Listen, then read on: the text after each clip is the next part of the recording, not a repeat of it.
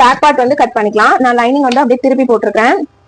கீழே மடிச்சு தைக்கிறதுக்காக நம்ம வந்து விட்டுக்கலாம்.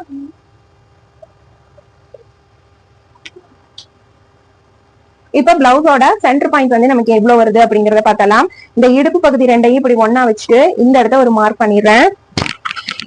அதே மாதிரி வந்து பாத்தீங்க அப்படின்னா இந்த ஷோல்டர் ரெண்டையும் வந்து இந்த மாதிரி ஒன்னா வச்சுட்டு இந்த இடத்த ஒரு மார்க் பண்ணிடுறேன்.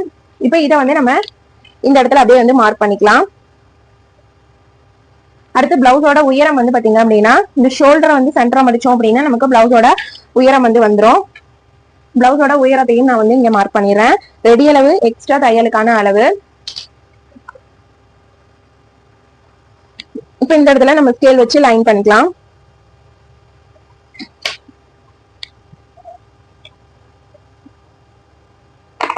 இப்ப இதே மாதிரி நம்ம நெக் ஷேப்பை கரெக்டா வச்சுட்டு இந்த கஸ்டமருக்கு வந்து பாத்தீங்க அப்படின்னா இது தீபாவளிக்கு வந்து ஸ்டிச் பண்ணி கொடுத்த பிளவுஸ் தான். லேஸ் மட்டும் வச்சு அப்படியே வந்து இந்த டிசைன் வந்து வச்சு அட்டாச் பண்ணுச்சு. இப்ப நெக்குக்கு வந்து கரெக்டா இந்த மாதிரி கரெக்டா எடுத்து வச்சுட்டு நெக்கோட ஷேப்பை நம்ம வந்து மார்க் பண்ணிடலாம்.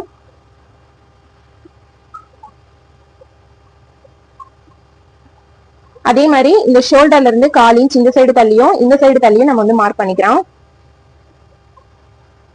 அடுத்து கீழே வந்து பாத்தீங்க அப்படின்னா கீழே இடுப்பு உயரத்துல கீழே அந்த இடுப்பு வந்து கரெக்டா இருக்கா அப்படின்னு பாத்துட்டு மேல வந்து ஒரு 1/4 இன்ச் தள்ளி நான் வந்து ஒரு மார்க் பண்ணிக்கிறேன்.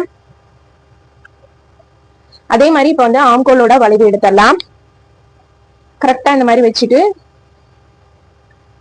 ஆம்கோல் வளைவு எடுக்கிறதுக்கு நம்மளோட விரலை இந்த மாதிரி 3 இடத்துல வச்சு இது அப்படியே பேக்ல திருப்பி நம்ம வந்து அந்த வளைவை வந்து மார்க் பண்ணிடலாம். இப்ப நம்ம அப்ராச்மெண்டா எடுத்த அளவுகள் எல்லாத்தையும் இந்த மாதிரி ஸ்கேல் வச்சு கரெக்டா வந்து லைன் மார்க் பண்ணிட்டு கட் பண்ணி எடுத்துடலாம். ரொம்ப ரொம்ப ஈஸியா நம்ம அளவு பிளவுஸை வச்சு பிளவுஸ் கட்டிங் வந்து பண்ணிடலாம். இப்ப பாருங்க இது வந்து நான் கரெக்டா வந்து வரைஞ்சிட்டேன். இப்ப இதுக்கு வந்து நம்ம நெக் ஷேப் வந்து பாத்தீங்க அப்படின்னா ரவுண்ட் நெக் தான் வந்து போட போறோம். உங்கள்கிட்ட வந்து ரவுண்ட் நெக் போடுறதுக்கு கரெக்டா வந்து உங்களுக்கு ஷேப் வரல அப்படின்னா இந்த மாதிரி ஏதாவது நீங்க பாக்ஸ் இது மாதிரி ஏதாவது வச்சிருந்தீங்கன்னா கூட அதை வச்சு கூட இந்த மாதிரி வந்து ரவுண்ட் நெக் எல்லாம் நீங்க வந்து வரைஞ்சிக்கலாம். ஷேப் வரல அந்த ஸ்கேல் இல்ல நம்ம கிட்ட அப்படின்னு நினைக்கிறப்ப நீங்க இந்த மாதிரி வந்து ட்ரை பண்ணலாம்.